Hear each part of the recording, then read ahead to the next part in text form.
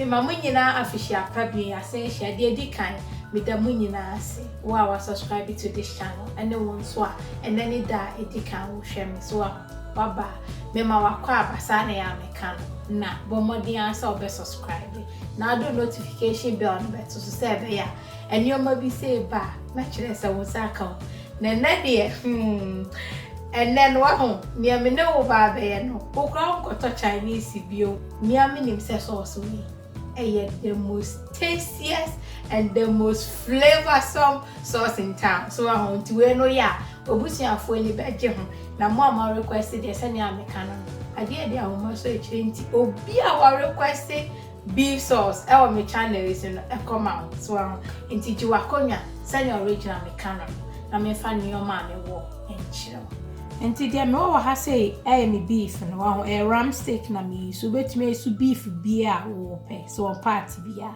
na ram steak me hu say na emre weigh 750 grams so wa na sa obahwa nsuo bia ni ho ma dry ho ni nyina me the kitchen towel apepa ho nyina to say very dry to bo modern asa obe ni sa and we say 1 egg and also your room temperature so and we say 2 tablespoons of corn flour and unsuni and we 3 cloves of garlic and we about 1 teaspoon of ginger me baby grated so now we say me green pepper and me try kakra kai ni obehunyem de benti anu unsuni so enti dia wa say baby kai marinating so until meka sauce no ho asemachi and we me onion half a medium size and me chicken and 3 cloves of garlic me and we so say me twi akakadro no about 1 teaspoon so and me spring onions so and me red bell pepper and me green bell pepper ni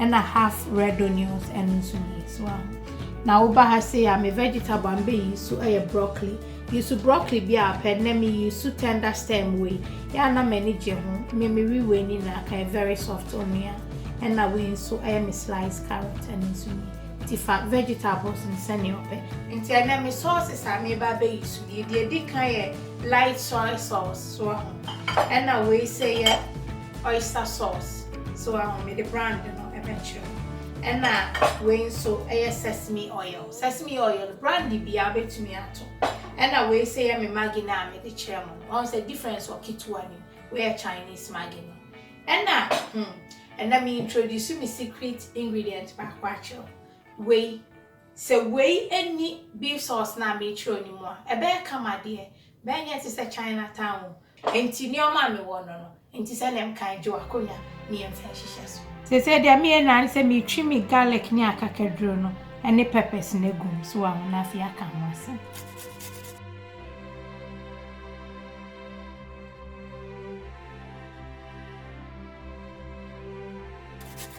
na twi akakadro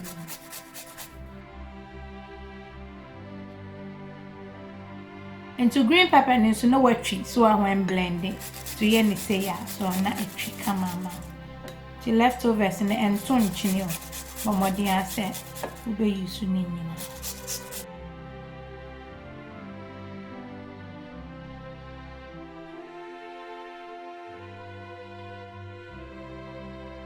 na se wafa o maggi sauce no and so 1 tablespoon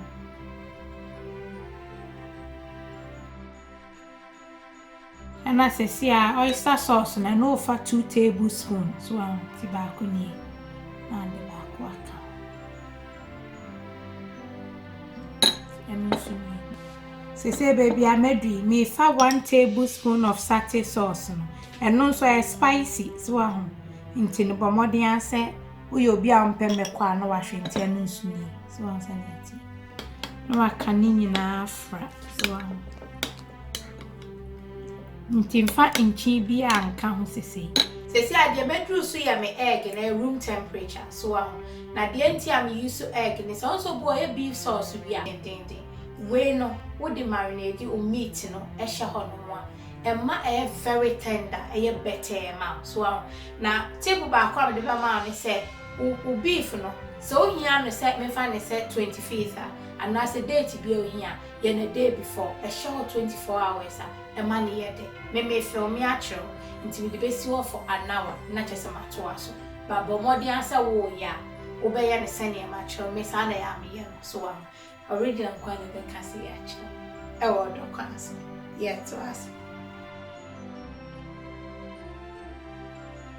I feel where she uncle Siano so I can't sauce in now.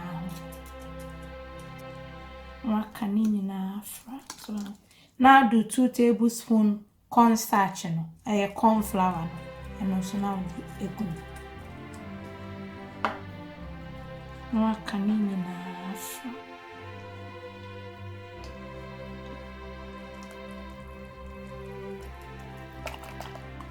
Say no, nothing. Where she go, we meet in the so she mean come. They say there me and Nancy my gloves well. Na sate sauce no, me di gumu no. I hear him. What they me say, mo dia moya adin to there to be kra ntem so and unti na me dia bre wo hye we su you. Na what dia fa.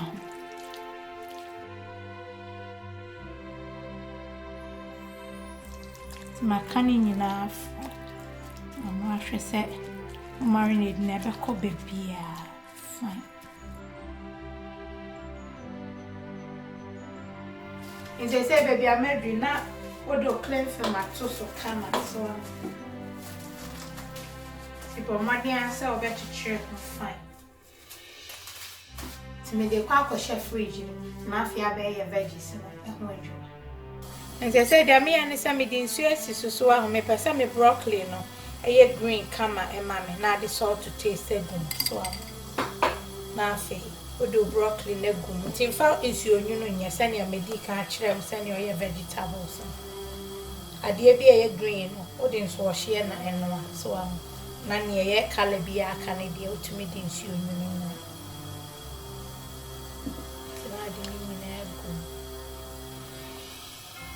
To win about 2 minutes, spend away year free. To me, guess is not.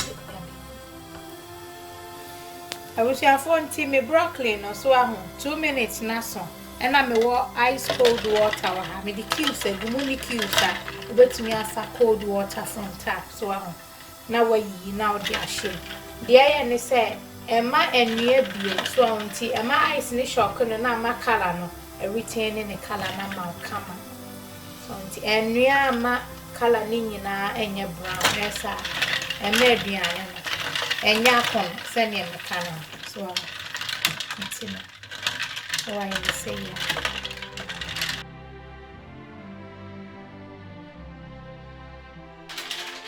And they say me broccoli no me ja ashe ice cold water in nesi ho and they say me 1 hour na so na me de me walk yesi so and na me de 2 tablespoons of oil egum so mama na do so hwa adokama na afi odu meat no odi egum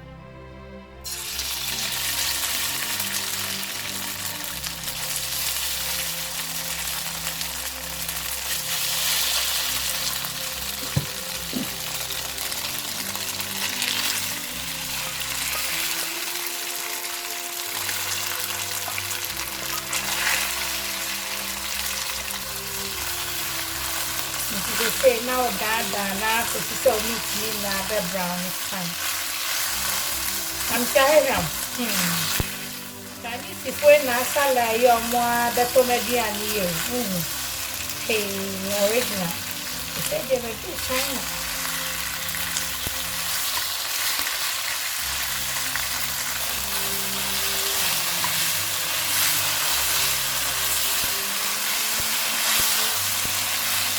One send your cornstarch and the egg, Mama, dear, and one send your iron. The main to prepare 7 minutes to brown.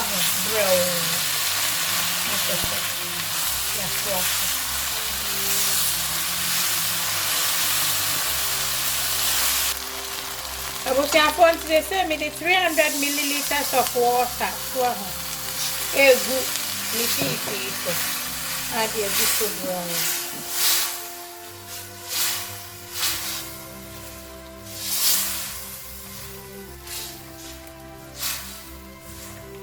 And sorry if you are going so no way the graphic crown here shasi. To one cornstarch no. And no never thickening agent amount and no never ma a thickening or sauce no. So to one send it say lower jano. Now be simano for 10 minutes. One brow until me jessie so brow on a low heat no. Now it's so for about 10 minutes. Now I can was.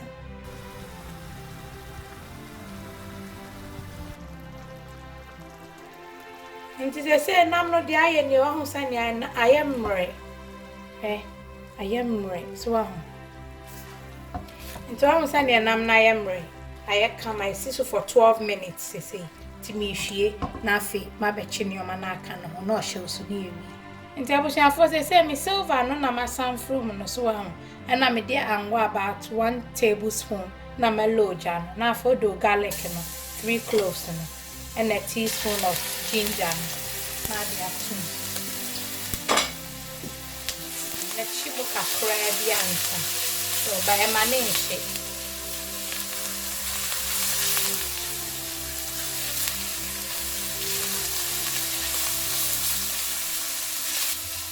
If you chill for about 1 minute, so now the onions nego. So white one, if I red one.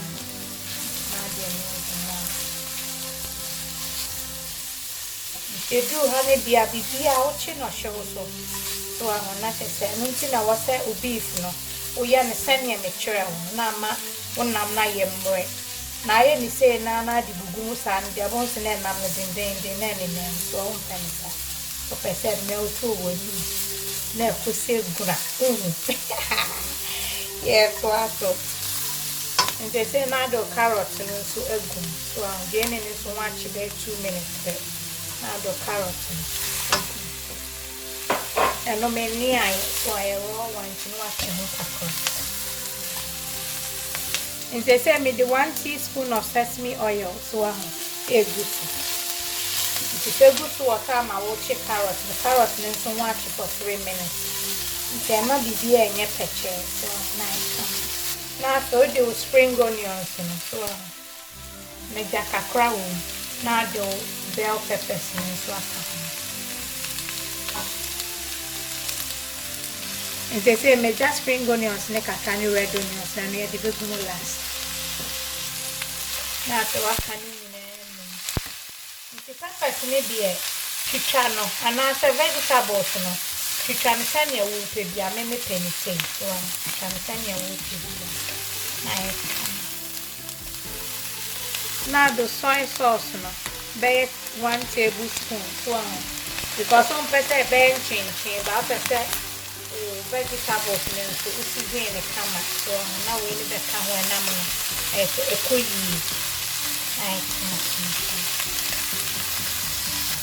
and they say baby I made melo mi jana kwa na do beef na aka ho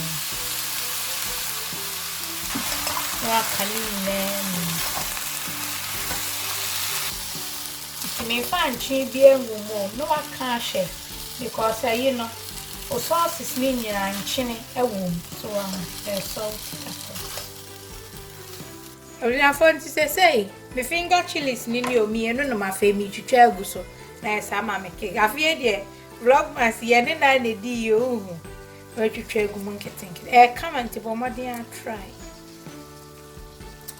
They say me finger chilies me so now for the red onions na can and spring onions na they come. The broccoli need your mayo and no your last fry.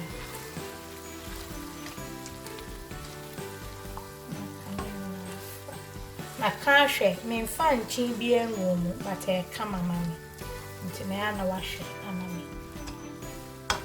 They say me broccoli in soon enough for the account. I know they are being cried, so as I say, heat, fast.